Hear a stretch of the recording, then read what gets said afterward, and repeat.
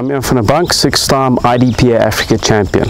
I'm here in Kenya for the next week, training with a whole bunch of prospective and up-and-coming sport shooters.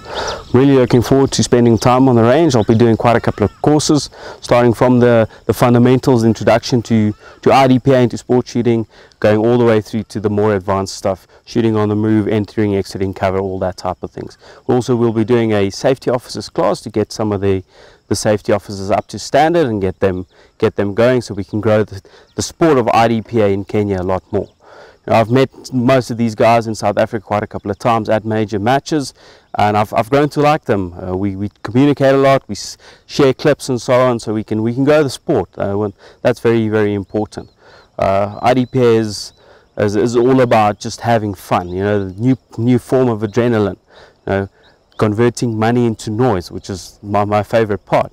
So and it gives you a crucial skill on the safety and the fundamentals of how to work with firearms, which is quite a dangerous weapon, quite safely and proficiently. We'll be focusing on IDPA. What that is, it's known as the International Defensive Pistol Association, and the whole goal behind is defensive use of a pistol. It was started by Bill Wilson and Larry Vickers many years ago, and the goal was to come away from the practical side of things and using match type firearms and equipment, to use what you would typically carry, typical firearms that you'll get every day, for the normal person to come in. That's why they also added a whole bunch of classes and divisions based on type of firearm that you use and your skill level. So if we run down from what the classes really are, most new shooters, they come in as what's known as a novice. And so we've got a benchmark that you shoot a couple of rounds, and if you do it in a certain time frame, you get awarded a handicap. So novice is your basic, typical, very new shooter. They usually move up quite quickly to marksman level, which is the first recognized classification in IDPA.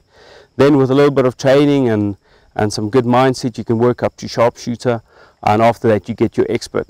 This is where the biggest portion of the sport is in the sharpshooting and the expert class.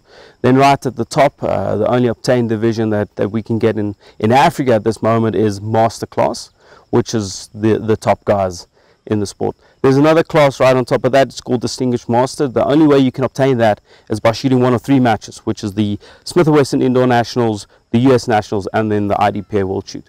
So my goal is to take quite a few South Africans up to the IDPA World Shoot this year, which is in October in Alabama, and I know there's quite a few Kenyans that want to go up as well. So it would be quite good if we can get an African team from the different continents meeting each other there and competing as an African team. Just grow the sport in general in IDPA, and hopefully some of us can do well enough to obtain that distinguished master division, which would be fabulous. Move on to divisions. IDPA currently has 7 major divisions. There used to be a couple more, but they reduced it now. So if we start with the standard service pistol, which we all know, which is SSP and ESP, which is your stock service pistol and your enhanced service pistol. This is your typical 9mm pistol. Service style, so it's got more than a 4-inch barrel and it weighs less than 43 ounces. So this is your typical, your CZ Shadows, your Glock 17s, Glock 34s, your 9mm 911s, they all fall under that category.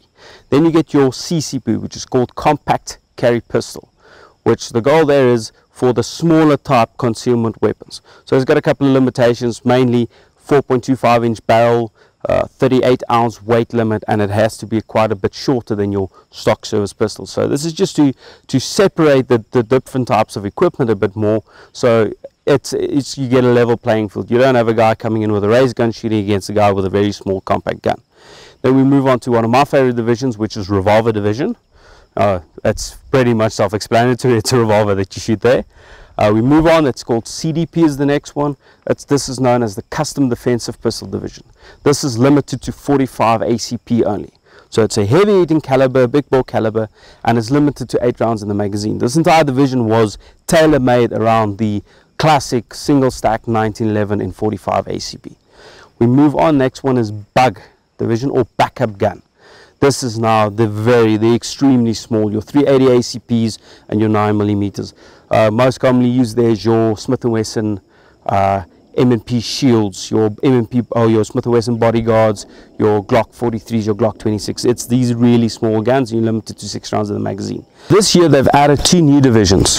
One is known as carry optics, the other one is known as PPC, or pistol carbine caliber. So we start out with carry optics. It's been around for many years now. It's started early 2010s when they started mounting small reflex electronic sights on the back of the slides of firearms. Now, after many years of fighting, IDPA has actually decided to incorporate that.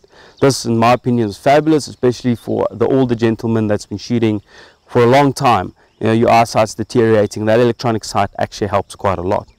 And then the last one is PCC, which is pistol carbine caliber. So what they've now taken in the US, and they've incorporated in all shooting sports, is they've taken a shoulder fire weapon. So that's your AR style firearms, and they've chambered it in a handgun caliber. So a 9mm, 40 Smith & Wesson, those type of things. And they're actually allowing you to shoot with a shoulder fire weapon in the handgun sports.